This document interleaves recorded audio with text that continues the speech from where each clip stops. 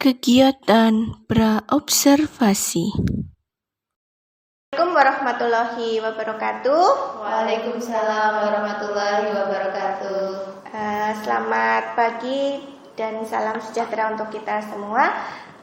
Pada kesempatan kali ini nanti kita akan melihat praktek coaching ya yang akan dilakukan oleh rekan kita Ibu Rizkah nanti bertindak sebagai coach, betul Ibu? Iya, betul. Ya, dan Ibu Yanti nanti akan bertindak sebagai coachee, sedangkan saya sendiri di sini saya akan bertindak sebagai pengamat.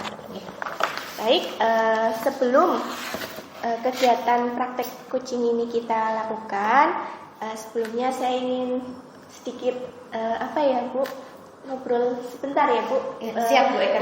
Saya sedikit bertanya kepada Bu Rizkah sebagai nanti Bu Rizkah akan berperan sebagai coach, nih, betul? Iya, betul. Iya, saya ingin berbincang sedikit terkait nanti kegiatan coaching yang akan dilakukan oleh Bu Rizkah. Baik Bu Eka. Ya, siap Bu? Siap. Kalau siap sekali. Oke Bu. Nanti pada kegiatan coaching ini akan ada 3 sesi ya Bu yang akan dilakukan, yaitu prasupervisi, kemudian yang kedua adalah observasi, dan yang ketiga adalah pasca percakapan. Ya, jadi di dalam prasupervisi nanti ada beberapa hal yang akan saya tanyakan kepada Bu Rizkah. Tentunya di sini yang berperan sebagai coach yang akan saya tanyakan terkait untuk pelaksanaan coaching pada pagi hari ini. Baik Bu Rizkah, pertanyaan saya yang pertama ya Bu, langsung ya Bu. Iya. Dalam proses kegiatan coaching pada pagi hari ini nanti kira-kira rubrik penilaian apa saja yang akan dinilai di dalam percakapan coaching itu? Ya, mungkin nanti yang akan saya minta dinilai Ibu Eka oleh Ibu Eka itu terkait dengan prasupervisi, terkait dengan persiapan saya sebelum proses coaching. Betul. Terus kemudian pertama terus kemudian nanti saya minta tolong Bu Eka untuk mengobservasi proses coaching yang sedang saya lakukan dengan Ibu Yanti. Kemudian yang nanti ketiga pasca percakapan, nanti saya meminta Ibu Eka untuk mereview proses coaching yang telah saya lakukan dengan Bu Yanti. Seperti itu Bu Eka. Baik Bu Rizkah, nanti saya sebagai pemantau tentunya akan mengamati jalannya proses coaching yang akan Bu Rizkah dan Bu Yanti lakukan pada pagi hari ini. Kemudian setelah itu ada penilaian itu ya Bu. Kemudian kompetensi coaching apa yang ingin Bu Rizkah kembangkan di dalam pelaksanaan kegiatan coaching ini? Mungkin semuanya ya Bu, kan ada mendengarkan aktif, kemudian mendengarkan dengan rasa, kemudian mengajukan pertanyaan berbobot, dan kehadiran penuh itu Ibu. Baik sekali Bu Rizkah. Jadi ada 4 kompetensi yang ingin Bu Rizkah kembangkan ya dalam nanti kegiatan coaching yang akan Bu Rizkah lakukan bersama dengan Bu Yanti ya. Kemudian setelah ada 4 kompetensi itu yang akan Bu Rizkah kembangkan, kemudian menurut Bu Rizkah nih ya, kompetensi mana yang secara spesifik yang ingin Bu Rizkah diobservasi oleh saya nanti? Mungkin saya lebih ke itu ya Bu, mendengarkan dengan aktif, karena biasanya kan kalau saya sendiri terutama ya, terkadang kita ngobrol dengan lawan bicara kita itu ada cenderung rasa kita ada asumsi pribadi yang mungkin nanti dimasukkan. Muncul begitu ya. Jadi saya pengen Bu Eka nanti mungkin lebih mendalami apakah ada asumsi pribadi mungkin yang nanti saya juga ternyata saya utarakan kepada coach saya ya, jadi saya juga agak khawatir sebenarnya itu mungkin Bu Eka. Baik Bu Rizka, jadi nanti kita akan melihat ya bagaimana apakah ada Bu Rizka ini mendengarkan aktif ini, apakah nanti kadang-kala memang secara tidak sadar itu masuk ya Bu di dalam percakapan ya. Iya baik. Terakhir ini Bu, pertanyaan terakhir sebelum kita observasi ya. Kira-kira nanti menurut Bu Rizka ya, indikator ketercapaian dari tujuan pengembangan yang diinginkan itu bagaimana Bu? Indikator ketercapaian dari pengembangan yang saya inginkan itu apabila coach saya atau rekan yang saya ajak bicara itu dapat menemukan solusi Bu Eka terhadap permasalahan yang sedang dihadapi, tapi itu berdasarkan potensi dan kekuatan yang dimiliki oleh dirinya sendiri, bukan berdasarkan asumsi dari saya pribadi. Iya betul. Luar biasa ya Bu Rizka ya. Jadi nanti ketika coach itu menemukan solusi dari masalah dia, tetapi bukan dari asumsi Bu Rizka ya tentunya ya, tapi dari potensi yang dimiliki oleh coach itu sendiri ya. Di sini Bu Yanti nanti kemudian potensi kekuatannya dia bisa menggali, berarti itu dikatakan bahwa kegiatan ini berhasil gitu ya. Betul, Bu Eka. Nih, baik Bu Rizka. Demikian yang dapat saya tanyakan ke Bu Rizka terkait dengan kegiatan prasupervisi ya Bu yang dilakukan.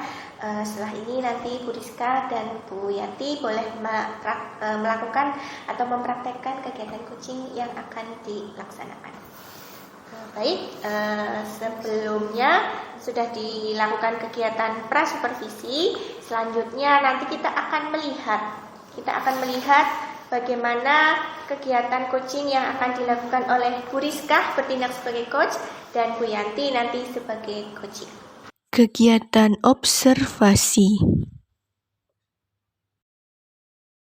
Selamat siang Bu Yanti, gimana kabarnya Bu Yanti? Alhamdulillah Bu Rizka, baik, sehat. Cuman saya lagi banyak unek-unek nih Bu Rizka, ada waktu nggak? Ada, saya sih ada buat Bu Yanti, apa sih yang nggak ada?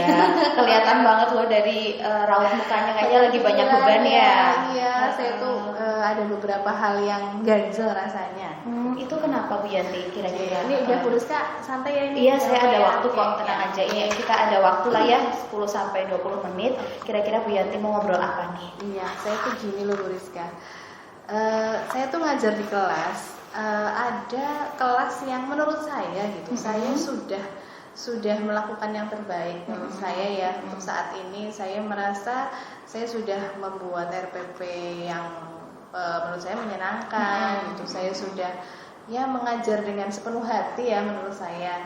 Tapi kenapa ya minatnya di kelas itu kok kurang ya Bu Rizka ya. Jadi saya tuh juga bingung ya, anak tuh diapain lagi gitu ya. Saya perasaan ya sudah mereka minta dijelasin, saya jelasin gitu ya. Tapi tetap nggak maksudnya anak-anak itu kayaknya menyepelekan gitu. Maksudnya kayak belajarnya itu kayak nggak sepenuh hati, kayak setengah-setengah gitu deh.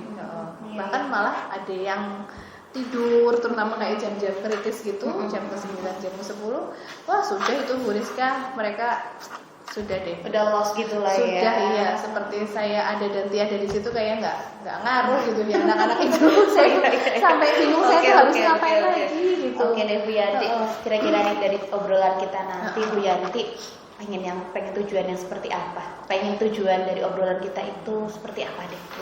Jadi gini Bu Rizka ya, tentu lah ya, saya sebagai guru pasti menginginkan yang terbaik untuk murid saya. Saya pasti ingin murid saya mencapai tujuan pembelajaran dengan maksimal. Saya juga ingin murid saya punya motivasi yang penuh dalam hal belajar. Itu yang saya inginkan. Jadi nggak asal ya. Jadi tidak asal gitu. Iya, karena saya sudah tidak asal gitu. Tapi kenapa kok murid saya begitu ya Bu Rizka? Mungkin anak-anak Iya. Coba kira-kira ukuran keberhasilannya nanti menurut Bu Yanti itu kira-kira seperti apa sih?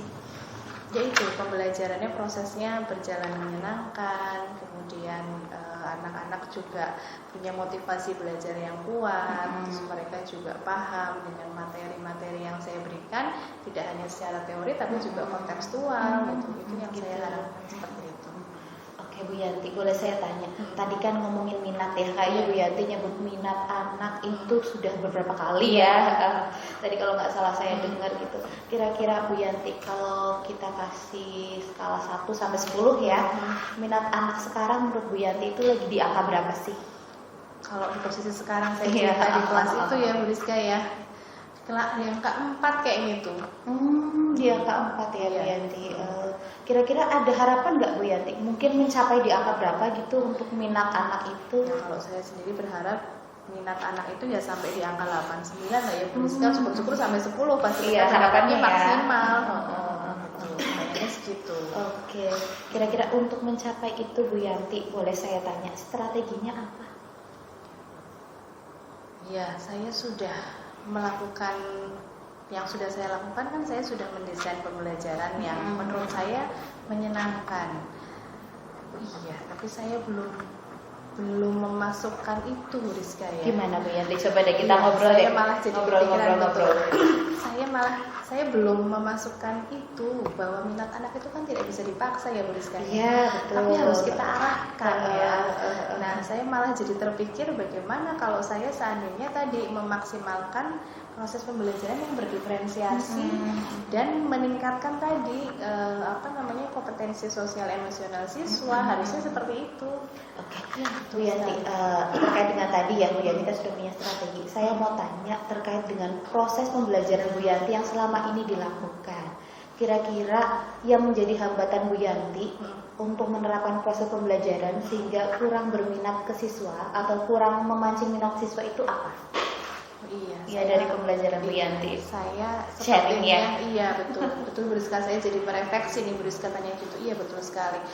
Saya selama ini mungkin terlalu banyak ceramah, mungkin terlalu banyak mungkin suasana pembelajarannya kaku ya, artinya terlalu dalam situasi yang menegangkan mungkin ya menurut anak, karena menurut mereka materi ini sudah susah gitu kan, sudah susah saya tambahin susah gitu, jadi mereka kayak tambah susah gitu.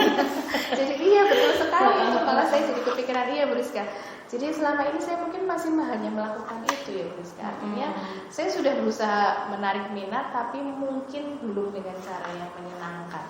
Jadi kayaknya saya harus tadi melakukan perubahan total, artinya yang sudah baik oke lah gitu secara materi aman ya Bu Rizka, tapi mungkin prosesnya apalagi jam kritis ya anak-anak jam terakhir belajar kimia, hitungan, rumus itu kayaknya mereka belum tidur ya.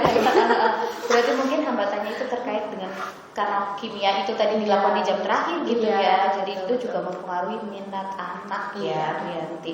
Kira-kira solusi dari hambatan itu apa Bu Yanti? Saya berarti harus merubah pola nih Bu Rizka. Saya harus mendesain proses pembelajaran dengan lebih menyenangkan yang jelas supaya tadi minat siswa bisa kita arahkan dengan lebih baik. Artinya kalau minatnya mereka sudah muncul, otomatis mereka juga termotivasi dengan baik ya. Berarti tadi kuncinya berarti saya harus bikin pembelajaran yang menyenangkan Bu Rizka. Kayaknya saya kurang game deh Bu Rizka. Kayaknya mungkin saya tuh kayaknya kebanyakan ceramah, praktikum, terus bikin laporan. Anak-anak kayaknya udah gitu ya. Menurut Yanti kurangnya begitu. Kayaknya mereka udah stres dulu gitu ya. Jadi terus minatnya mungkin terus berkurang kayak gitu deh Bu Rizka. Oke, kalau misal tadi menurut Bu Yanti katanya karena untuk memancing minat anak, Bu Yanti akan merubah pola pembelajaran, menambah game, kemudian menciptakan pembelajaran yang lebih menyenangkan kayak gitu kepada anak-anak. Kira-kira rancangan itu kedepannya mau seperti apa Bu Yanti? Yang jelas akan saya tuangkan di RPP ya Bu Rizka. Saya juga nanti harus banyak sharing lah ya dengan teman-teman. Artinya saya memang mapelnya kimia, tapi bukan berarti menutup kemungkinan untuk saya beristilahnya berkolaborasi ya, sharing dengan mungkin pelajaran guru seni gimana sih kok kayaknya mereka lebih banyak diminati gitu. Kayaknya saya harus banyak ngobrol nih sama guru-guru yang mungkin notabene mapelnya itu lebih disukai daripada mata pelajaran saya gitu. Oke.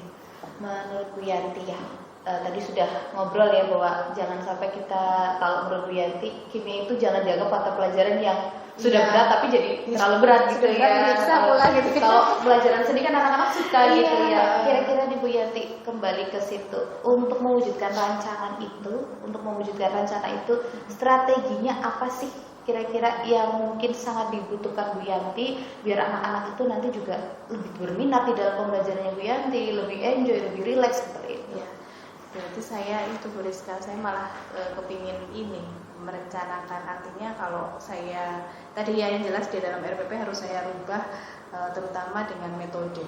Berarti metodenya jangan terlalu yang saklek resmi gitu ya, terus kayaknya mereka nggak ada ice breaking gitu ya, terus suruh praktikum, suruh jadi soal itu kayaknya mereka udah stres dulu kali ya gitu. Jadi itu saya harus membuat tadi, artinya walaupun materi susah tapi saya harus membuat game, mungkin game dalam istilahnya yang lebih menyenangkan. Kemudian kalaupun praktikum kayaknya saya malah berencana ingin membuat, artinya memancing minat mereka, kayaknya saya perlu melakukan praktikum sederhana tapi luar biasa.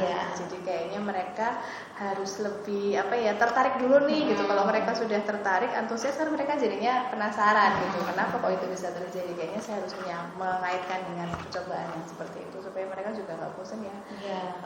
Dan mengurangi tadi laporan praktikum.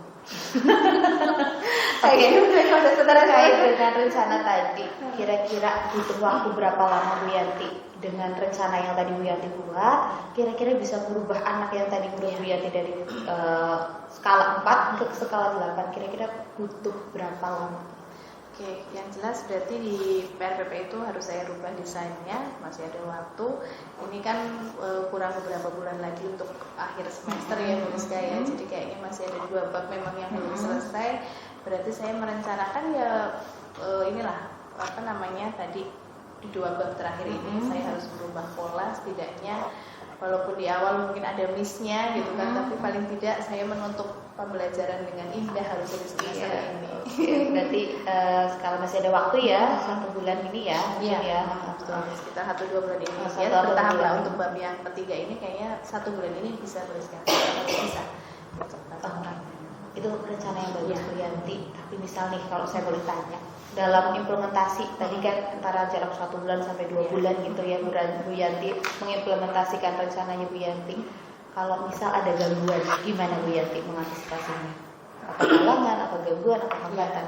Berarti hambatan ini ya berarti saya, yang jelas saya tidak sendiri ya Bu Rizka ya. Saya punya MGMP sekolah, saya punya MGMP kabupaten, saya juga punya teman-teman rekan sejawat yang kita juga tergabung dalam komunitas praktisi. Harusnya saya bisa istilahnya sharing ya, artinya dengan sharing. Kemudian mereka juga pasti banyak solusi ya, artinya saya mungkin, artinya sharing itu kan pasti cerita, mereka cerita gimana sih, saya cerita gimana sih, otomatis saya bisa tadi ATM itu amati tiru dan komunikasi seperti itu. Oke, berarti spesifiknya mungkin harus ada yang terlibat begitu ya. Kalau tadi menurut ceritanya Bu Yanti bisa melalui teman-teman MGMP. Terus sekarang saya boleh tanya lagi, kalau di dalam rencana pembelajaran Bu Yanti sendiri, kira-kira yang lebih spesifik yang terlibat itu siapa aja? Yang jelas siswa harus terlibat penuh, karena saya adalah ya pengennya pasti punya proses pembelajaran yang tadi berpihak pada siswa itu. Kemudian yang pasti yang dalam satu MGMP sekolah itu. Oke Bu Yanti, caranya tadi saya amati sudah sangat matang ya Bu Yanti ya. Kira-kira nih mau direncanakan kapan mulai? Malah saya niat sudah berubah nanti malam nih Bu Rizka. Nanti malam langsung ini ya. Nanti malam Oke. Ada saya malah kepengen merubah rencananya, artinya desainnya pembelajaran RPP-nya pengen saya rubah, terutama untuk menambah game dan tadi materinya saya bisa browsing dan segala macam. Kebetulan nanti 2 minggu ke depan saya ada rencana praktikum di bab yang ketiga ini gitu. Saya malah pengennya mengimplementasikan yang tadi saya rencanakan, artinya praktikumnya jangan terlalu monoton gitu kali ya. Jadi saya iya betul sekali, biar anak juga nggak bosen. Nanti malah saya pengen mencari bahan yang paling nggak membuat anak tertarik dulu supaya bisa lebih termotivasi gitu. Mencari bahan untuk membuat anak lebih tertarik dan berminat ke pembelajaran kimia gitu ya. Di 2 minggu depan saya rencananya ada. Oke, sekarang nih misal tadi kan sudah jelas ya rencananya sudah ada, kemudian siapa yang terlibat, kemudian di dalamnya rancangannya juga seperti apa, metodenya seperti apa, terus praktikumnya dibuat seperti apa biar tidak lebih bosan gitu, biar tidak bosan. Nah sekarang saya mau tanya, misal itu sudah diimplementasikan dan berhasil Bu Yanti, tindak lanjutnya ke depan mau seperti apa? Oke, yang jelas saya akan Kalau ini berhasil, berarti pola itu berhasil ya untuk mengatasi motivasi anak di jam-jam kritis terutama. Berarti ya pengennya nanti semua bab ya saya rubah, artinya polanya mungkin mirip ya gitu. Artinya tadi pasti anak butuh main gitu ya, artinya butuh permainan, butuh ice breaking, kemudian praktikum yang menarik yang sekarang kan kayaknya di TikTok juga banyak ya. Iya, benar. Jadi kayaknya itu deh, kayaknya saya harus lebih update lah yang jelas kalau pengen Refleksi gitu iya, ya. betul. Dan lanjutnya ya pengen pelajaran kimia sudah bukan lagi pembelajaran yang dalam arti tanda kutip itu mengerikan. Oke, Bu Yanti, dari tadi nih kita kan sudah sharing. Kira-kira yang dirasakan Bu Yanti melalui proses coaching ini apa? Yang jelas saya lebih saya tadi nggak kepikiran tuh Bu Rizka pengen bikin praktikum yang kayak di TikTok atau apa gitu ya. Artinya ya saya selama ini perasaan sudah sepenuh hati mengajar gitu. Ternyata dengan saya ngobrol seperti ini saya jadi tahu gitu. Maksudnya jadi saya malah sadar sendiri gitu. Ternyata ya Allah saya belum ngapa-ngapain gitu ya. Artinya masih banyak proses yang harus saya perbaiki gitu kan. Saya juga harus merefleksi dan terus berinovasi supaya anak-anak juga tadi bisa termotivasi dalam belajar. Baik Bu Yanti, mungkin itu yang bisa kita obrolkan. Ya. Saya tunggu tindak lanjutnya. Nanti kita ngobrol-ngobrol lagi ya Bu Yanti. Nanti berhubung sudah mau jam masuk ya Bu Yanti ya. Sampai praktikum itu saya siap sama Rizka ya. Minggu lagi lah saya ceritain. Siap, saya tunggu ceritanya Bu Yanti. Monggo silakan untuk masuk ke dalam kelas. Ya, mari Rizka. Terima kasih loh ya Bu. Sama-sama. Kegiatan Pasca Percakapan. Tadi telah kita saksikan ya praktik kegiatan coaching yang dilakukan oleh Bu Rizka yang bertindak sebagai coach dan Bu Yanti tadi bertindak sebagai coaching ya. Kegiatan yang dilakukan tadi sudah sangat luar biasa Bu Rizka dan Bu Yanti, pelaksanaan coachingnya sudah sangat luar biasa. Dari obrolannya sangat seru, sangat menarik, sangat menyenangkan ya. Sampai tidak terasa bahwa istirahat sudah berakhir ya.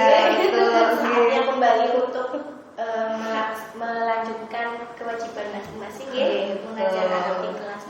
Baik, Bu Rizka ya, sebelum kita akhiri kegiatan coaching pada pagi hari ini ya.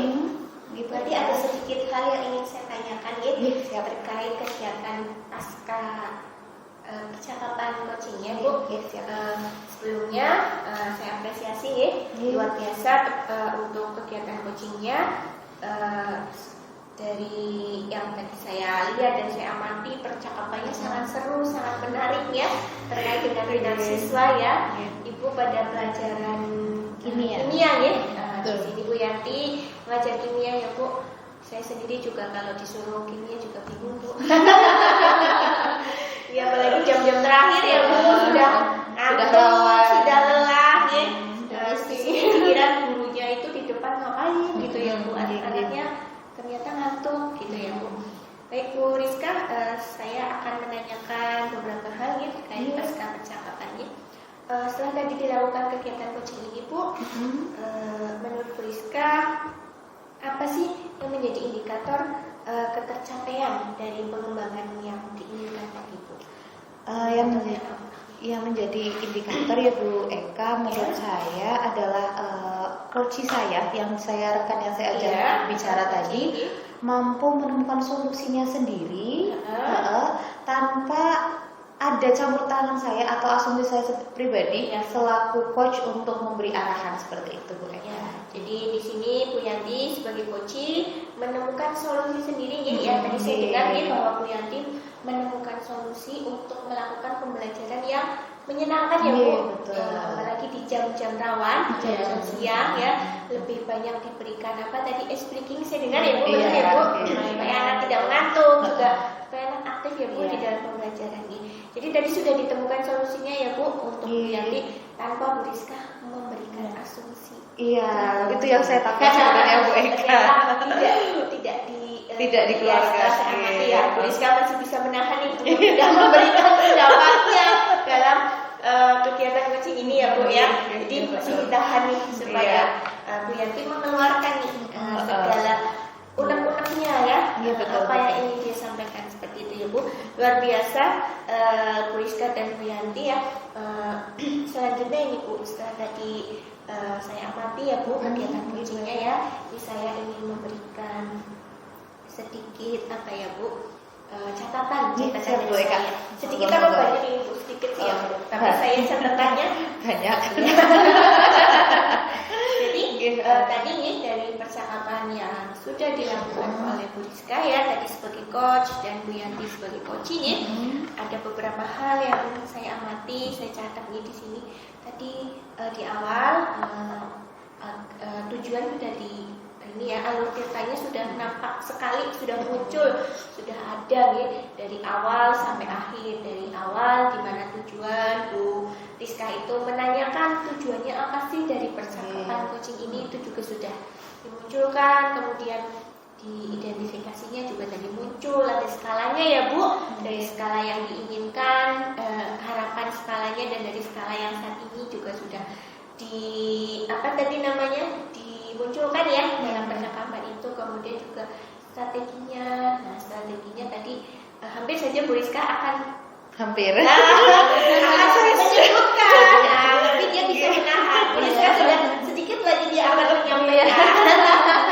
Karena Bu Yanti ada sedikit terjeda tadi, jadi Bu Rizka sangat ingin melanjutkan percakapan itu, gitu, ingin memberikan solusi ya, tapi ternyata masih bisa ditahan. Menunggu Bu Yanti. Bagus Bu, jadi ada kontrolnya juga dari Bu Rizka, dan Bu Yanti juga sedang berpikir akan menjawab seperti apa ya, jadi bisa mengontrolnya. Jadi tadi strateginya Bu Yanti menyebutkan ada pembelajaran yang menyenangkan ya, ada speaking, kemudian tidak hanya praktikum namun Ibu, tidak hanya membuat laporan praktikum saja, tapi disertai dengan game dan speaking ya. Kemudian juga tadi saya mendengar bahwa minat ya Bu, minat itu tidak bisa dipaksakan, tapi harus diarahkan ya. Terus sekali Bu, karena kita tidak bisa memaksa anak kita untuk sesuai dengan apa yang kita inginkan, tapi harus kita yang bisa menjembatani anak-anak kita sesuai dengan minat dan bakat mereka masing-masing, seperti itu ya Bu. Jadi tadi ada diferensiasi dan PSE-nya munculkan di situ ya Bu, luar biasa sekali ya. Kemudian juga tadi ada hambatannya apa, sudah dikemukakan, kemudian rancangannya apa dan tindak lanjutnya bagaimana, semuanya sudah sudah dimunculkan dalam praktek coachingnya. Kemudian juga alur ceritanya nampak ya Bu, semuanya sudah berjalan dengan baik, dengan lancar. Jadi semuanya sudah kita alur cerita ada, kemudian solusinya juga temukan ya Bu ya dari percakapan itu. Kemudian terakhir Bu, dari tadi tindak lanjut juga ya, apa sih kompetensi yang ingin dikembangkan oleh Bu Rizka dalam setelah selesai melakukan coaching? Mungkin dari 4 kompetensi yang tadi yang saya sebutkan Bu Eka, saya masih kepada kompetensi mendengarkan aktif, karena di situ saya masih berusaha sekali untuk mengontrol gitu Bu Eka, sangat terlihat gitu. Strateginya tuh kalau bisa begini gimana Bu gitu, saya ngomong gitu, tapi saya ingat saya coach bukan coach, saya coach untuk mengajak coach saya berdiskusi, bukan saya selaku supervisor atau apa gitu. Jadi saya harus benar-benar bisa melatih pendengaran saya lagi, mendengarkan aktif untuk bisa mengontrol emosi saya, mengontrol asumsi pribadi saya agar tidak masuk ke dalam percakapan itu sih Bu Eka. Baik Bu Rizka, luar biasa sekali ya, bahwa tadi juga untuk mendengarkan aktif juga Bu Rizka sudah berusaha ya untuk mendengarkan dan menahan asumsinya supaya tidak seperti itu ya. Jadi benar-benar sudah luar biasa ini. Tadi juga menanyakan pertanyaan berbobot juga sudah nih, ketika Bu Yanti sedang menceritakan, Bu Rizka menggandeng kenapa sih sampai minatnya anak kurang, kenapa dari pembelajarannya atau apa, itu juga tadi sudah saya lihat muncul ya Bu, seperti itu ya. Baik, luar biasa Bu Rizka sebagai coach. Sekarang Bu Yanti nih sedikit ya Bu, dari tadi setelah kita lakukan kegiatan coaching ya, Bu Yanti diingat sebagai coaching, apa sih yang Bu Yanti rasakan, apa sih manfaat yang Bu Yanti rasakan setelah ada kegiatan ini Bu? Manfaatnya ya, saya yang tadinya tidak terpikir ya Bu Eka ya, setelah Bu Rizka tadi menggali beberapa pertanyaan, saya jadi kepikiran gitu. Padahal tadinya saya nggak terpikir tuh. Untuk saya ngajarnya sudah bagus menurut saya gitu. Tapi ternyata setelah tadi Bu Rizka menanyakan skala, apa yang sudah dilakukan, kemudian apa yang diinginkan, itu secara nggak langsung saya jadi, oh iya juga ya, saya malah merasa saya belum ngapa-ngapain gitu. Jadi Bu Yanti merefleksi ya Bu, Iya, bahwa betul. ada kekurangan yang apa yang harus diperbaiki begitu ya, Terus dan harus ngapain? harus Iya, apa saya yang akan ngapain ya? dilakukan. Gitu. Saya jadi yang tadinya nggak kepikiran, jadi kepikiran. Iya, luar biasa Bu Yanti. Praktek coaching pada pagi hari ini nggih. Jadi di sini bisa saya ambil kesimpulan ya Bu, bahwa kegiatan coaching yang dilakukan oleh Bu Rizka yang bertindak sebagai coach dan Bu Yanti sebagai coaching ya, alhamdulillah telah berhasil menemukan solusi dari masalah yang dihadapi oleh Bu Yanti tadi, di mana solusinya ditemukan dengan menggali segala potensi dan kekuatan yang ada pada Bu Yanti sendiri, tanpa harus Bu Rizka memberikan asumsi atau pendapatnya dia untuk dimasukkan ke dalam percakapan tadi Ibu. Jadi seperti itu, luar biasa kegiatan kita pada pagi hari ini ya. Kita beri aplaus ya untuk kita semua. Oke, selanjutnya nanti akan saya tutup nih Bu. Demikian tadi kegiatan coaching yang telah kita lakukan pada pagi hari ini. Mudah-mudahan kegiatan coaching yang kita lakukan pada pagi hari ini memberikan manfaat untuk kita semua. Kurang lebihnya saya mohon maaf. Wabillahi taufiq wal hidayah. Wassalamualaikum warahmatullahi wabarakatuh. Waalaikumsalam warahmatullahi wabarakatuh. Demikian video demonstrasi kontekstual modul 2.3 coaching dalam supervisi akademik. Sampai bertemu pada video selanjutnya. Salam guru penggerak.